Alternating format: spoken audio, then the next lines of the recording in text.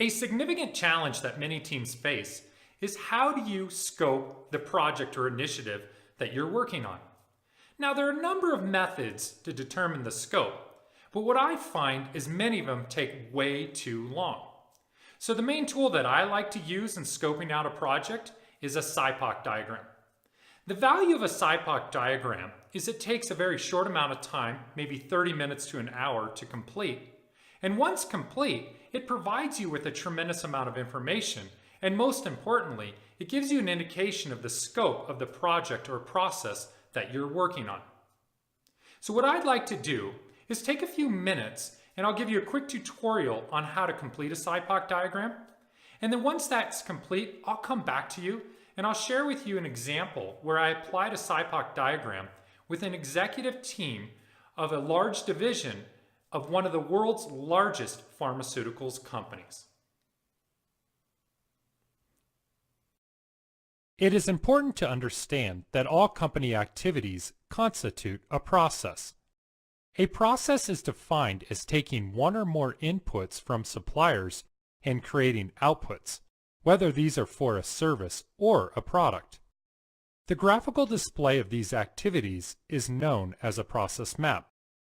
Understanding business processes is made easier by first identifying the key components of a SIPOC diagram: suppliers, inputs, process, outputs, and customers. Effective improvement requires information from the entire supplier-customer relationship. The key elements of a SIPOC diagram are: the supplier is whoever provides an input into the process. The inputs are the resources required to perform the process.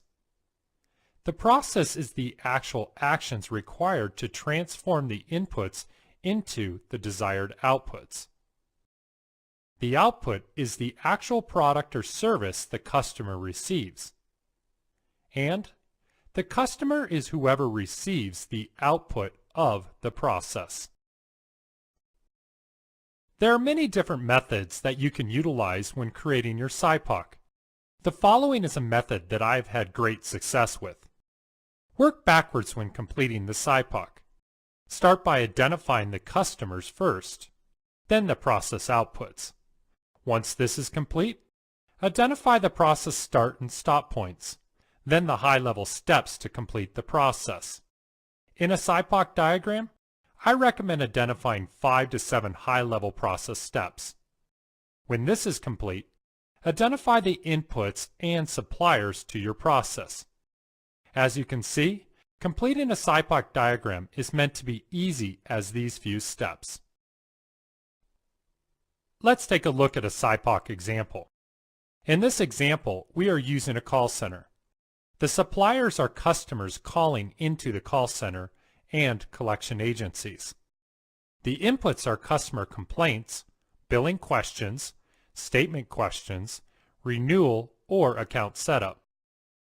The processes, which starts with the start boundary, are receive customer call, gather data, review history, identify problem, resolve problem, and update customer data, which is also the stop boundary. The outputs are credit card resolution, accurate statement, and credit or debit to the account. And the customers in this example are credit card customer, collection agency, accounts payable, and accounts receivable. As you can see in the SIPOC example, we kept everything: the suppliers, inputs, process, outputs, and customers at a very high level. This is the intent of a SIPOC diagram. There are a number of different ways that you can apply a SIPOC diagram. One of the most unique ways that I've utilized this tool was working with an executive team of a large division of one of the world's largest pharmaceuticals companies. Let's set the stage. I was responsible for facilitating a 2-day workshop to improve their new product development process. I'd spent a lot of time up front building a really rigorous agenda to get to those improvements by the end of the workshop. But what I had learned about an hour and a half into the first day's agenda is that not many people had a good perspective of the overall end-to-end process. And more importantly, not many of them agreed on the overall end-to-end as-is process. So what I did at that point in time was take a timeout, made adjustments to the agenda, and I said, I want to spend 1 hour with all of you and complete a SIPOC diagram so we can gain agreement on the overall new product development process in its current state. Now I got a few funny looks because not many people had heard of a SIPOC diagram, but they all agreed to spend 1 hour's time completing it. To their amazement, in 1 hour, we now had a tremendous amount of information. We had identified the high-level suppliers to the overall process, the inputs that the suppliers provided to the process, the high-level steps in the process, which included its boundaries of start and stop points, the outputs to the process, and most importantly, the customers to the overall new product development process.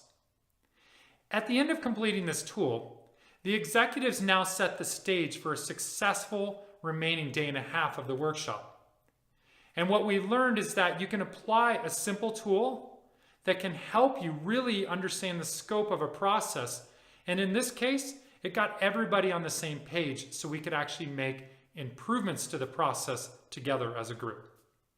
My encouragement to you is try this tool. I've had a lot of success using it in many different scenarios, and I think you will too.